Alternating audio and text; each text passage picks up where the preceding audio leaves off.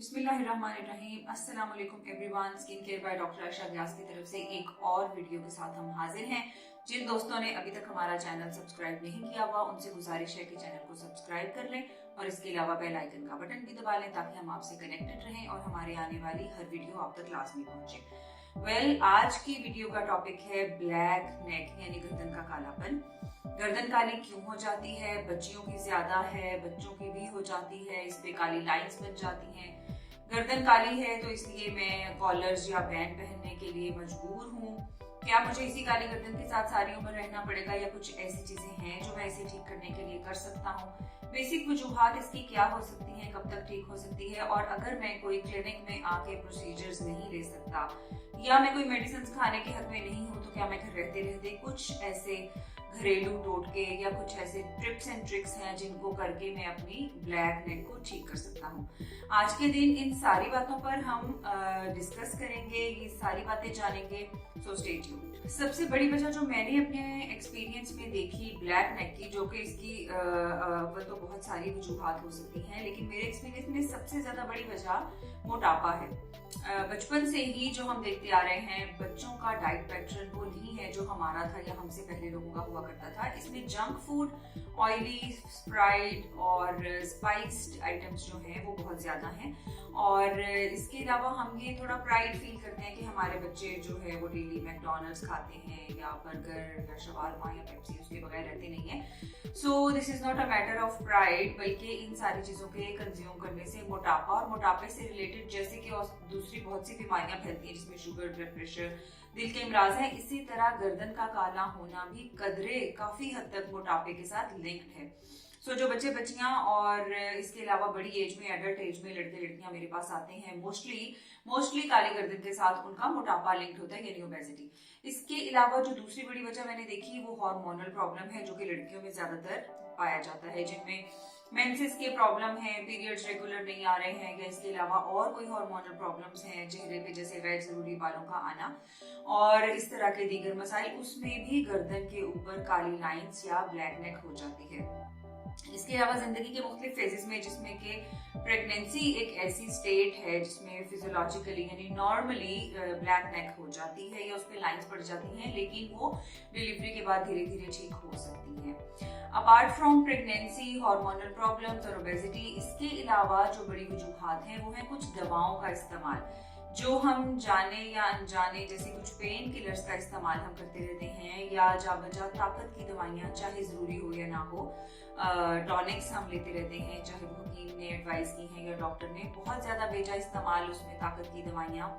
इसके अलावा कुछ दिमागी मसाइल और साइकाइट्रिक प्रॉब्लम्स, बिलखसूस मिर्गी की दवाइयाँ जो हैं वो ये प्रॉब्लम कर सकती हैं। And then may be steroids वगैरह का इस्तेमाल और कुछ एंटीबायोटिक्स का इस्तेमाल भी ब्लैक नेक का सबब बन सकता है। सो अगर आप इनमें से कोई दवाएं खा रहे हैं तो look back at your routine और देखें अगर अवॉइडेबल चीजें हैं तो इसमें से कुछ चीजों को अवॉइड करें। मेडिकल की जुबान में हम इस प्रॉब्लम को एकैंथोसिस नाइग्रिकेंस कहते हैं, और एकैंथोसिस नाइग्रिकेंस बजाते खुद फ्यूचर में बहुत सारी बीमारियों की निशानदेही करता है। यानी किसी मर्द या औरत को, बच्चे बच्ची को अगर आज ये प्रॉब्लम है गर्दन का ब्लैक होना या उसके ऊपर ब्लैक लाइंस का आ जाना, तो फ्यूचर में रिस्क होगा कि उनको शुगर, ब्लड प्रेशर या दिल के इमराज हो सकते हैं। ज्यादातर ऐसे बच्चे बच्चियों में मोटापा देखने में आता है, सो वेट कंट्रोल करना जो है वो की फैक्टर होगा। अब चूंकि हमने बहुत सारी वजूहात का जिक्र तो कर लिया कि ब्लैक नेक में या ब्लैक लाइंस में क्या क्या रीजंस हो सकती हैं, तो अब हम बात करते हैं कि ब्लैक नेक को ट्रीट कैसे किया जाए। जनरल प्रिकॉशंस ये हैं कि जिस तरह आप अपने चेहरे का, हाथों का ख्याल रखते हैं, इसी तरह अपनी नेक का भी ख्याल रखें, यानी इसको भी सन एक्सपोजर से बचाएं। हम हाथों के ऊपर मॉइस्चराइजर्स और फेस के ऊपर सनब्लॉक तो बिल्कुल रूटीन से लगाने लग गए हैं। मेरे ख्याल में आफ्टर मेरे बहुत ज्यादा स्ट्रेस करने के बाद बहुत सारी पेशेंट्स ने भी मुझे बताया कि अब हम रूटीन से लगाते हैं। तो नेक इज अ पार्ट जो कि अक्सर ही फॉरगॉटन होता है, भूल जाता है, तो नेक के ऊपर भी at the same time moisturiser और सनब्लॉक का लगाना जरूरी है। और इसके अलावा सन एक्सपोजर से बचना भी जरूरी है। अगर आप चाहते हैं कि ये वक्त के साथ टैन ना हो। इसके अलावा कुछ ऐसी चीजें हैं जो आप वक्त से पहले इसको काला होने से बचा सकते हैं। उसमें है अच्छी क्लोथिंग, यानी अगर आपके जो कपड़े आप पहन रहे हैं उनका फैब्रिक इस तरह का है जो आपको इरिटेट करता है, आपने एक दफा पहना and then you got to know कि आपको ये इरिटेट कर रहा है, या इसको पहनने के साथ आपकी नेक में कुछ रैशेस बन रहे हैं, खारिश होती है, थोड़ी लाली आ जाती है, तो मे बी ये एक अच्छा आइडिया होगा कि आप उस तरह के फैब्रिक को, उस तरह के कपड़े को पहनना अवॉइड करें इन फ्यूचर। सेकेंडली, अगर आप कॉलर्स या बैंड्स का इस्तेमाल करते हैं तो वो भी गर्दन को इरिटेट ना करें, और उसके अंदर कुछ ऐसे खवातीन के खासतौर पे कपड़ों में कुछ ऐसे मोटिव्स या मोती, सितारे, इस तरह की चीजें लगी होती हैं जो गर्दन को इरिटेट कर सकती हैं, तो इस तरह की चीजें आप अवॉइड करें। बिल्कुल इसके साथ साथ इम्पॉर्टेंट है अच्छी ज्वेलरी का इस्तेमाल करना। आजकल जो आर्टिफिशियल ज्वेलरी पहनने का बहुत ज्यादा ट्रेंड है, और कुछ वो वैसे भी हम शादी, फंक्शन, ब्याह में, पार्टीज में पहनते हैं, उसमें कुछ ऐसे केमिकल्स हो सकते हैं जिनसे आपकी स्किन इरिटेट होती है। ये ज्वेलरी आर्टिफिशियल वॉचेस की शक्ल में भी हो सकती है, बैंगल्स यानी चूड़ियां, और इसके अलावा अगर आप गर्दन में चेन्स, नेकलेस वगैरह पहनते हैं और वो आपको इरिटेट करता है तो इट मीन्स कि आप उस तरह की ज्वेलरी इस्तेमाल ना करें, उसके साथ धीरे धीरे आपकी गर्दन का रंग काला पड़ सकता है। सो ड्यूरिंग शावर आप अपनी इस हिस्से की सफाई का खास ख्याल रखें, स्पॉन्जेस के साथ या कोई ऐसा सॉफ्ट कपड़ा जिसके साथ आप इसको साफ कर सकते हैं उसको साफ करें, और नहाने के फौरन बाद कोई अच्छा सा लोशन अप्लाई कर लें।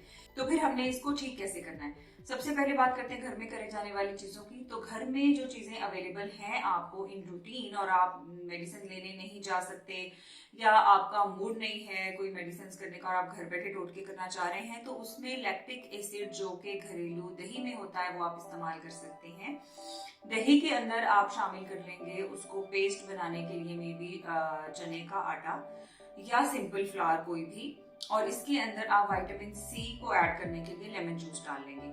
सो विटामिन सी, लैक्टिक एसिड और उसका पेस्ट आप बना लें, थोड़ा सा आटा डाल के उस पेस्ट को आप नेक के ऊपर लगा लें। नेचुरली वो थोड़ा सा एक्सफोलिएशन का काम करेगा, ऊपर से पील ऑफ करेगा डेड स्किन, वेलवेटी, थोड़ी थिक स्किन जो ब्लैक हो गई है, वक्त के साथ साथ उसे उतारेगा।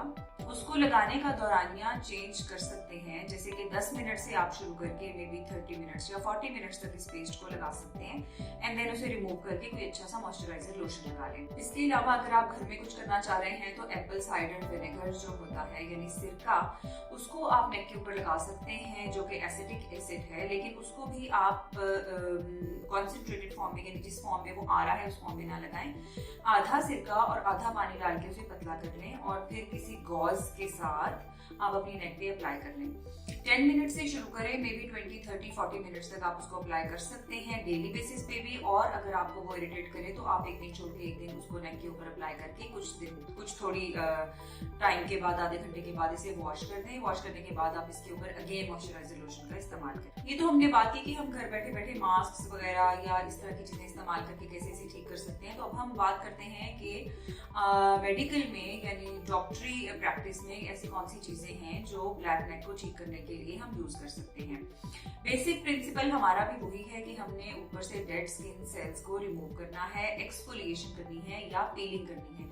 उसके लिए हम बहुत सारे केमिकल्स इस्तेमाल कर सकते हैं, जिनमें के फेमस आजकल लड़कियों को भी याद हो गए हैं, AHA, BHA यानी alpha hydroxy acids and beta hydroxy acids. Alpha hydroxy acids में ज्यादातर जो फेमस या कॉमन इन यूज हैं वो ग्लाइकोलिक एसिड और लैक्टिक एसिड है, और बीटा हाइड्रोक्सी एसिड में ज्यादातर सैलिसाइलिक एसिड यूज होता है। अगर कोई पेशेंट साथ में एक्नी से भी अफेक्टेड है या उनके चेहरे पे कील मुहासे दाने भी हैं, तो इस केस में नेक के ऊपर भी ये चीजें आ सकती हैं, तो salicylic acid would be a good choice. लेकिन अपार्ट फ्रॉम दैट अगर किसी को कोई और स्किन इशू नहीं है और सिर्फ ब्लैक नेक को डील करना है तो मे बी ग्लाइकोलिक एसिड या लैक्टिक एसिड अच्छी चॉइसेस हैं। अब ये एसिड्स जो हैं ये मार्केट में डिफरेंट कॉन्सेंट्रेशंस में अवेलेबल होते हैं, और इनको डिस्पेंस भी कराया जा सकता है ऑर्डर पर। ऑर्डर पर बनवाने के लिए इंपॉर्टेंट ये है कि पहले मिनिमम कॉन्सेंट्रेशन बनाई जाए, यानी लो कॉन्सेंट्रेशन के साथ हल्का एसिडिक सोल्यूशन आप अपनी नेक पर लगाएं, क्योंकि ये एक डेलिकेट सेंसिटिव स्किन का एरिया है, और इसके ऊपर अगर आप तेज फॉर्म में कोई तेजाबी लिक्विड या केमिकल लगा देंगे तो बर्न भी हो सकता है। इसलिए लो कॉन्सेंट्रेशन में may be 5 to 7% glycolic acid और इसी तरह 20% तक लैक्टिक एसिड आप अपनी स्किन के ऊपर लगा सकते हैं नेक के ऊपर, और इसको भी इसी तरह आहिस्ता आहिस्ता इसका दौरानिया बढ़ाना चाहिए, मे बी 10 मिनट से शुरू करके 30 मिनट्स तक।